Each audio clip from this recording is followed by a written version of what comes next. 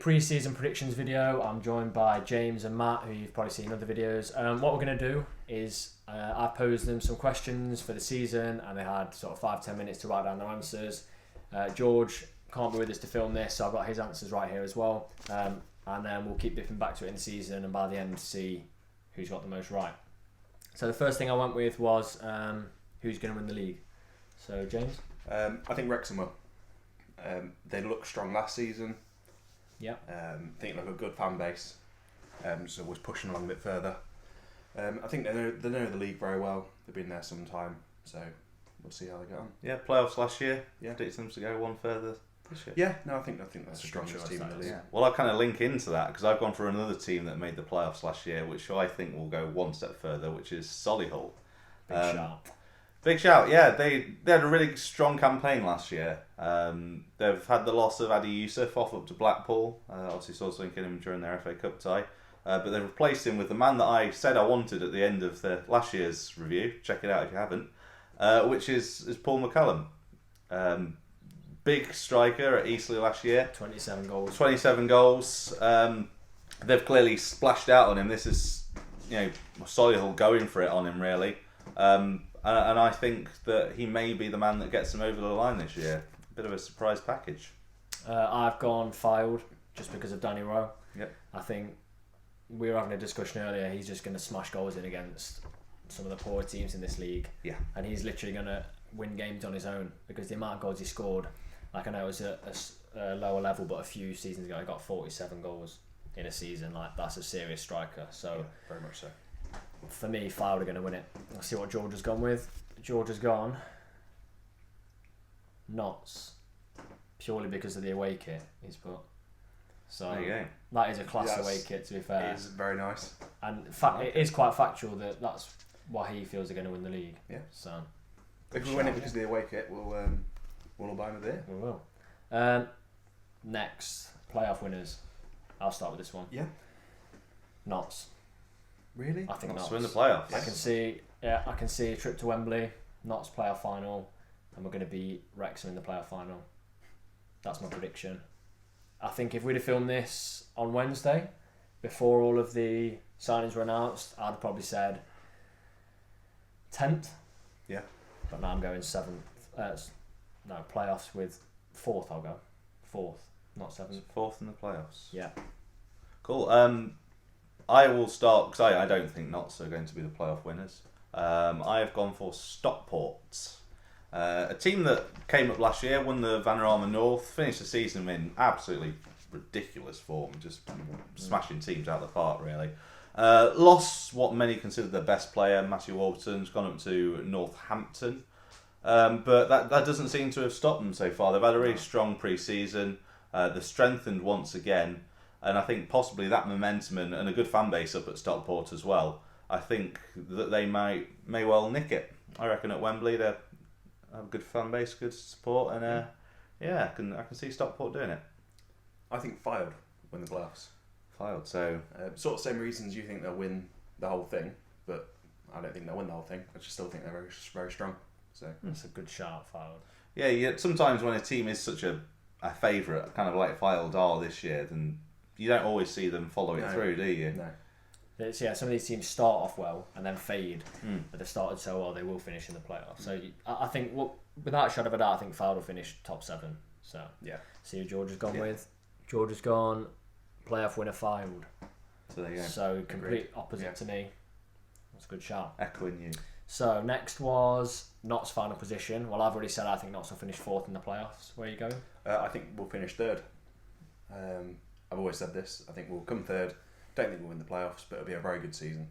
Lose at Wembley or lose in the playoff semis? I haven't thought that far into it, but I don't know if I could cope with a trip to Wembley. You saw Fylde last year, got to Wembley and then lost 3-0. I know it was Salford, but I'm sure they were favourites for the game.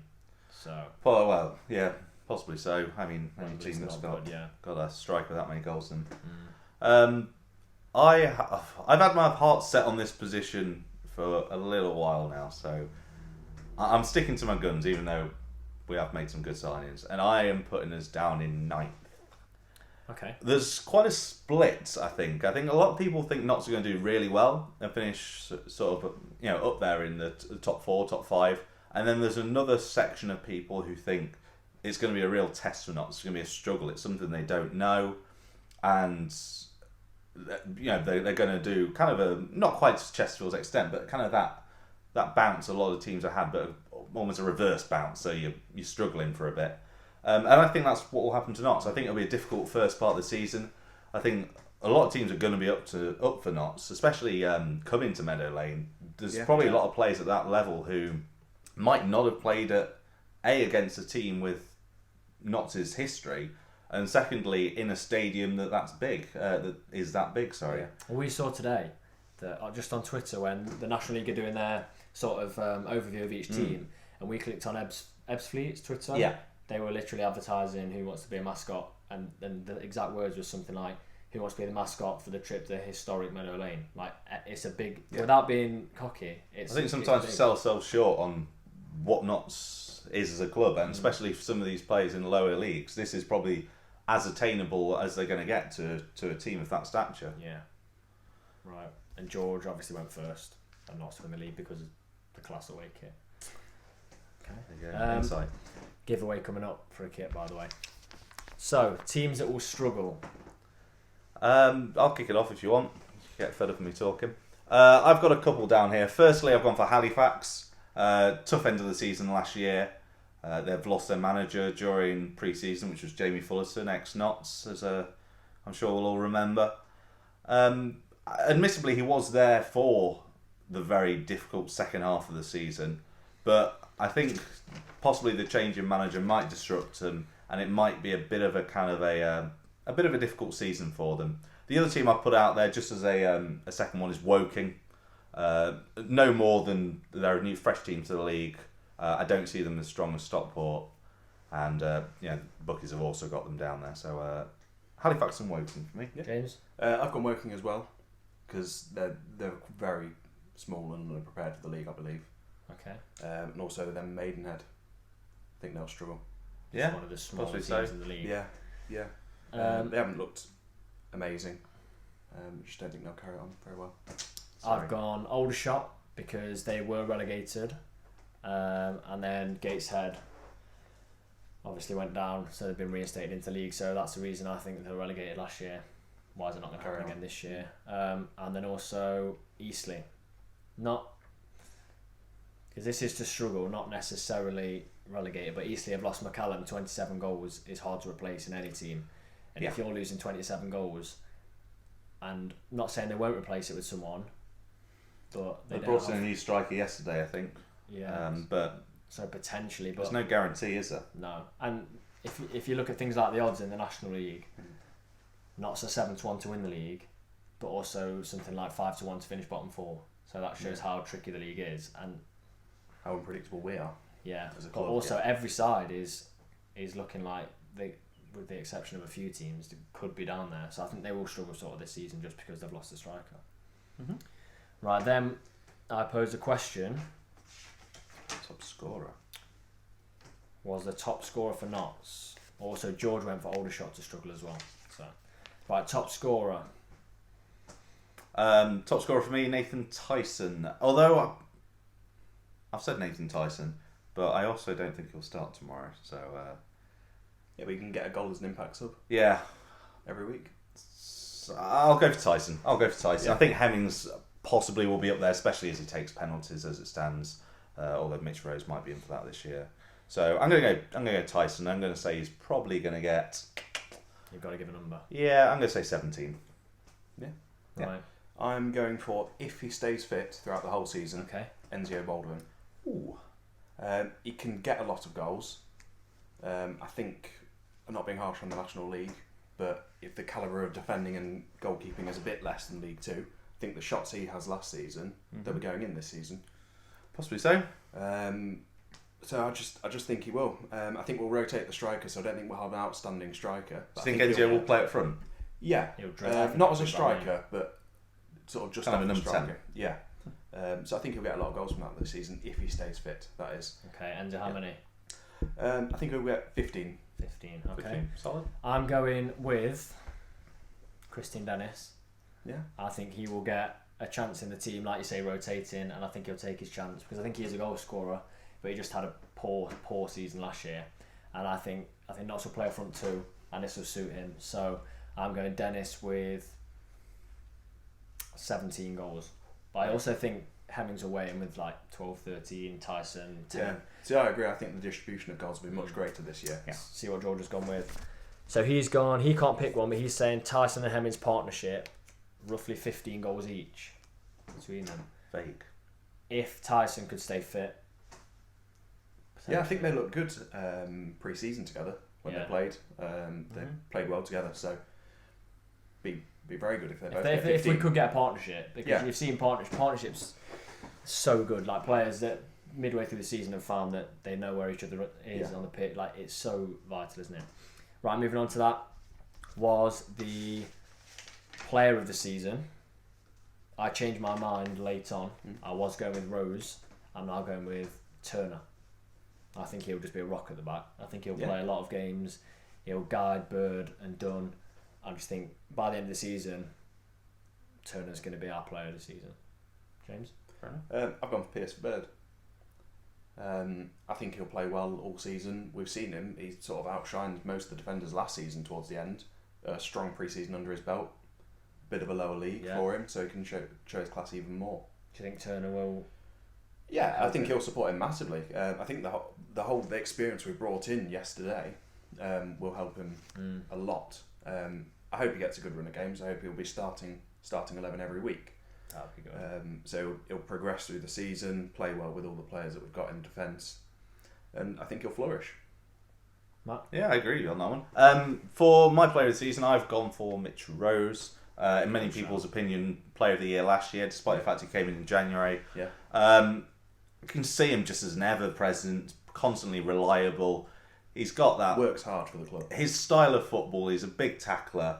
He puts himself around. He's a physical guy. He's not afraid to get stuck in. That suits the league. Yeah. All the signs for Notts and Conference is pointing for me for Mitch Rose, player of the year. So I'm going to put my flag on Mitch Rose.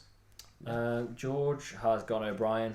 He could be up there. He'll have a good season. So Yeah, especially if he starts getting forward a bit more. I think possibly in 3-5-2 he might. Yeah. So a few more goals. Right, surprise player of the season. I'll start with George's. He's gone Damien McCrory. Interesting. I think his surprise Very is because we sat together at a lot of the pre-season friendlies and he didn't look great. He But didn't, has got but the experience. a man with that many league appearances and at such a high level Yeah. clearly does something right. So that's why His George record has gone shows for he him. should be better than he played Yeah. this pre-season. Yeah. He's probably just might be nervous and he hasn't had to look for a club for a long He's time. been playing has out he? of position as well. Yeah. I've gone Andy Kellett.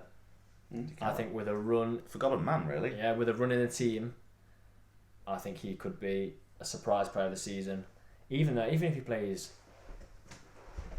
half the games, I still think he could weigh in with a lot of assists. He can play in a lot of positions, can't It's he? just if he can So- stay fit. I think Kellett. Everyone's been his struggle for games. Yeah. Not down to anyone's fault, but injuries. I'm going for Dennis, purely because of how poor he was last season. Okay. I think he'll overachieve upon himself this season, even if he turns up and plays a few games. It's better than last year. I agree with you. I think he'll get a few goals this season. He has to take his chances this season. So I think he will overachieve for himself. Yeah. So we hope that happens, really. My surprise of the season, I have gone for Kelly Evans. The reason why I have gone for Kelly Evans is that he's looked really good going forwards. Yeah, he has. He's quick. I think we are going to play a 3-5-2, 5-3-2 this year. I think he'll suit that formation. I can see Matt Tussell possibly becoming that right-sided centre-back. And the reason for that is because, as it stands, I think the three players who will play centre-back are Bird, McCrory and Turner. All three of those are left-footed. Managers often like a combination. And I can see Matt Tussell possibly not immediately, but over the season, I can see him becoming that right-sided centre-back. So that's why I've gone for Dion Kelly-Evans, because I think he will get a run in the team at some point. Yeah. and I back him to take his chance. I think he's a young player. He's coming through the ranks, and he's got a lot of potential and a lot to prove. Right, final one that I posed to you was, who is going to be the underachiever of the season? James, you start us off. I think it'll be Doyle. Okay. He was poor last season. I think he'll continue that. Was he club captain when he came in last season? Or he certainly... Well, Stead was Starting captain, 11, but he yeah. definitely took the R-band off him when Stead wasn't playing. Yeah. Yeah, so I think he'll be club captain this year, and I think you expect a lot more from your club captain than he offers.